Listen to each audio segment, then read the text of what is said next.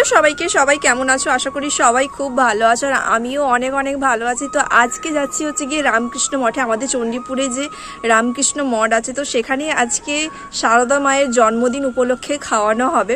তো সেখানেই যাব, আর পুরো মঠটাও তোমাদেরকে ঘুরিয়ে দেখাবো। আমি এইদিকে ছাদে আছি আর মা ওইদিকে স্নান করছে নিচে। তো আজকে আমাদের সঙ্গে যাবে হচ্ছে, আমি যাব আর মা যাবে, ডল যাবে, আর হচ্ছে গিয়ে আমার একটা বান্ধবী আছে, ওর নাম হচ্ছে সাথী। ও কালকে এসছে আমাদের বাড়িতে। তো কালকে রাত্রিবেলা ছিল, আজকে সকালবেলা চলে যাবে বলছিল। তো আমি বলছি যে না, তুমি আজকে থেকে যাও, তাহলে ঠাকুরের প্রসাদ খেয়ে আসবো। তাই জন্য ও থেকে গেছে। বাবা কি প্রচণ্ড রোদ। তো যাই হোক, সবাই মিলে এক্ষুনি জাস্ট রেডি হয়ে বেরোবো। আর তোমরা প্লিজ ভিডিওটা দেখতে থাকো, আশা করি তোমাদের সবার খুব ভালো লাগবে। আমরা সবাই রেডি হয়ে রাস্তায় বেরিয়ে পড়েছি। এখন আমরা রামকৃষ্ণ মঠের দিকে যাচ্ছি। মঠটা চণ্ডীপুরেই অবস্থিত, আর আমাদের বাড়ি থেকে 2 থেকে 3 মিনিট মতন হেঁটে সময় লাগে যেতে, একদম আমাদের বাড়ির কাছেই। আর আমি আর সাথী গল্প করে করে যাচ্ছি, আর মা আর ডল অলরেডি একটু এগিয়ে গেছে। আজকে সারদা মায়ের 170তম জন্মদিন উপলক্ষে মঠে খাওয়ানো হবে, ভোগ প্রসাদ খাওয়ানো হবে। তো ভোগ প্রসাদটা হচ্ছে ভাগ্যের ব্যাপার, তো আমি একদমই মিস করতে চাই না, যার জন্য আজকে সবাই মিলে বেরিয়ে পড়েছি। আর কথা বলতে বলতে এই দিকে চলেও এসেছি। এটা রামকৃষ্ণ মঠের সামনের দিকের গেট।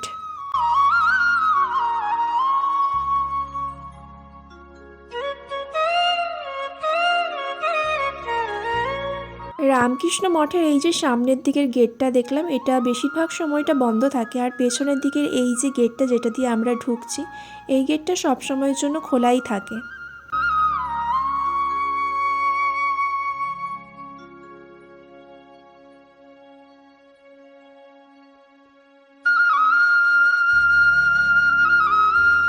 মঠে ঢোকার সময় ঠিক বাম দিকে এইরকম একটু ছোট্ট জলাশয় মতন করা আছে, আর এখানে অনেক সুন্দর সুন্দর ছোট্ট ছোট্ট মাছ। এই মাছগুলোর নাম কি আমি ঠিক জানি না, বাট এগুলো আই থিঙ্ক অ্যাকুরিয়ামে ইউজ করা হয়।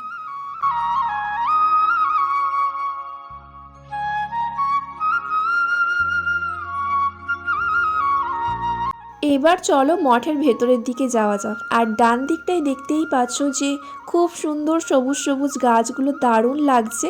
এগুলো সব ফুল গাছ, এই দিকটা সব ফুল চাষ হয়। কিছু কিছু ফুল গাছে ফুল ধরেও গেছে অলরেডি, আবার কিছু কিছু ফুল গাছে এখনও ফুল ধরেনি। খুব সুন্দর লাগছে, আর এখানে আসলে এত শান্তি লাগে, মনটা যে বলার নয়।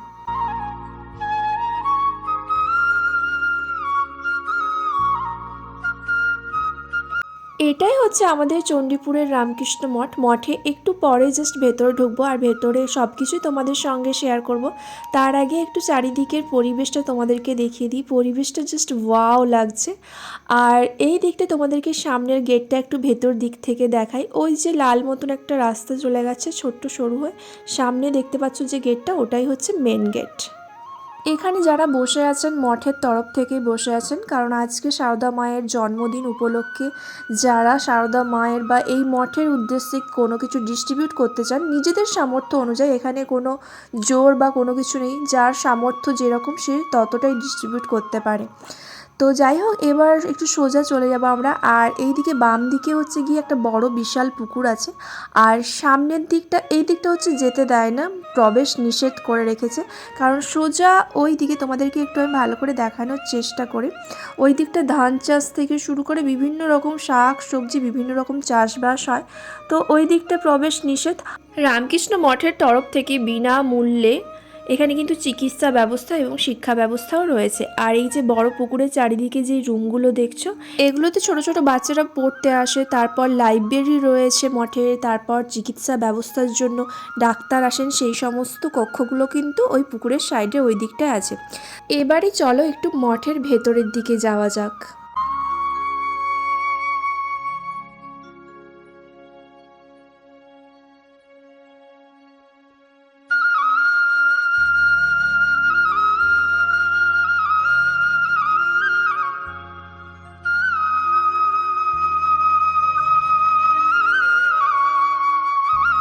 মা অনেকক্ষণ থেকে ডলকে কোলে নিয়ে আছে, তাই জন্য মা আর নিতে পারছিল না। তাই আমি বললাম যে আমাকে দাও, আমিই কোলে নিচ্ছি। আর এই সামনে দিয়ে ঢোকা পসিবল হচ্ছিল না, কারণ সবাই বসেছিলেন, আবার অনেকে দাঁড়িয়েছিলেন, আর অনেকটা ভিড় হয়ে গেছে, কারণ আমাদের আসতে অনেকটা লেট হয়ে গেছে। প্রায় এখন বাজে 11:30 মতো। তো তোমাদেরকে ভেতরটা একটু দেখিয়ে দিই। এখানে দেখতেই পাচ্ছ যে সবাই বসে আছেন। এখনও কিন্তু সামনের মেইন যে গেটটা, মানে যেখানে সারদামণি, রামকৃষ্ণদেব, স্বামী বিবেকানন্দ রয়েছেন, সেই গেটটা কিন্তু এখনও খোলা হয়নি। তাই জন্য আমি ডান দিকের জানলার দিকটাতে চলে আসলাম। আর এখানে ফুল ডিস্ট্রিবিউট হচ্ছে, কারণ অঞ্জলি দেওয়া একটু পরেই শুরু হবে। ঠাকুরকে ভোগ নিবেদন করা হয়েছে, তার জন্যই কিন্তু দরজাটা বন্ধ রয়েছে। আর এখন পুষ্পাঞ্জলির কাজ শুরু হবে। পুষ্পাঞ্জলি দেওয়া শেষ হয়ে যাওয়ার পরেই কিন্তু দরজা খোলা হবে এবং ঠাকুরের আরতি, গান সব কিছুই হবে। এখানে বসার প্লেসটা অনেকটাই বড়, কিন্তু যেহেতু আজকে সারদা মায়ের জন্মদিন, সেই জন্য ভিড় হওয়াটাই স্বাভাবিক। আর এখানে নানান মনি ঋষিদের ছবি রয়েছে, সেগুলো মালা দিয়ে খুব সুন্দরভাবে সাজানো হয়েছে। আর ওইদিকে মন্দিরের দরজাটাও কিন্তু এবার খোলা হবে।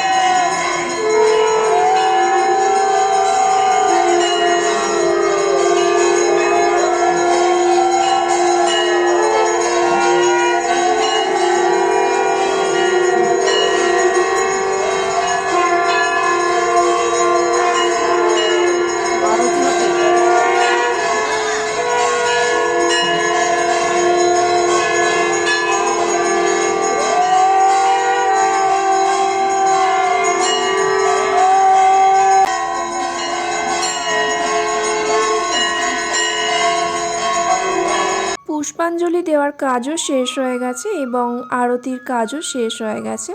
তো এবার আমরা নিচে চলে এসেছি, আর তোমাদেরকে একটু সামনে থেকে, মেন গেটের সামনে থেকে একটু মন্দিরটা ভালো করে দেখাই।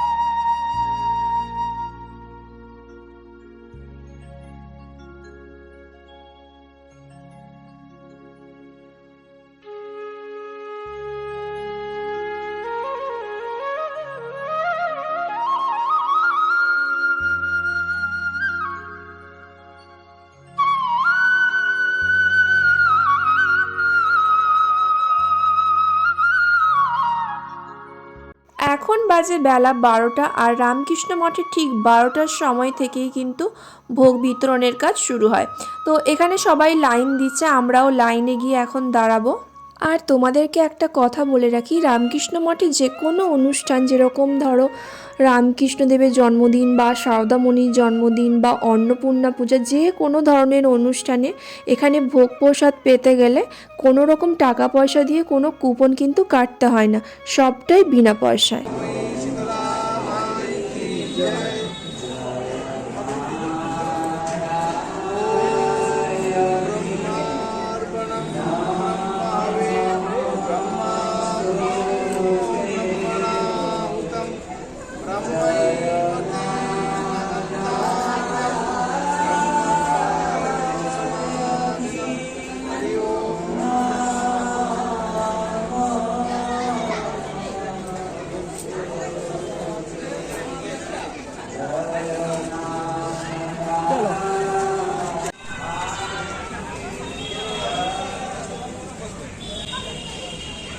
আমরা ঠাকুরের ভোগ নিয়ে নিয়েছি। এবার এখানে আসন করা আছে গাছের তলাতে, আর এখানে গাছের তলাতে বসে কিন্তু আমরা এবার প্রসাদ গ্রহণ করব। আর এই দিকটায় চেয়ার রয়েছে, যারা বয়স্ক মানুষরা রয়েছেন, যারা নিচে বসে খেতে পারে না, তারা এখানে চেয়ারে বসে কিন্তু প্রসাদ গ্রহণ করবেন। এই রামকৃষ্ণ মঠে ঠাকুরের প্রসাদ পেতে হলে 12:30টার মধ্যেই কিন্তু মন্দিরের মধ্যে প্রবেশ করতে হয়। আর আজকে কি প্রসাদ ছিল সেটা তোমাদেরকে দেখাই। লাড্ডু ছিল, চাটনি ছিল, তরকারি ছিল, আর ছিল খিচুড়ি। খিচুড়ি খেতে তো আমার এমনিতেই খুব ভালো লাগে, আর তারপর সেটা যদি হয় ঠাকুরের প্রসাদ তাহলে তো আর কোনো কথাই হবে না। উফ, গন্ধটাই যেন দারুণ, গন্ধেই হাফ খাওয়া হয়ে যাবে। দারুণ টেস্টি ছিল, আর ঠাকুরের ভোগ মানেই সুন্দর হয়।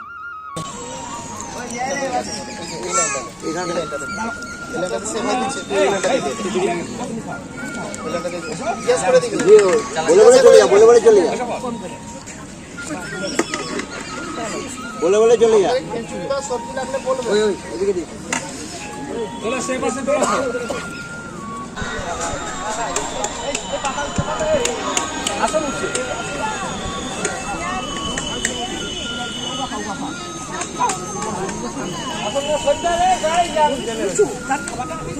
আমি তুলে নিয়েছি।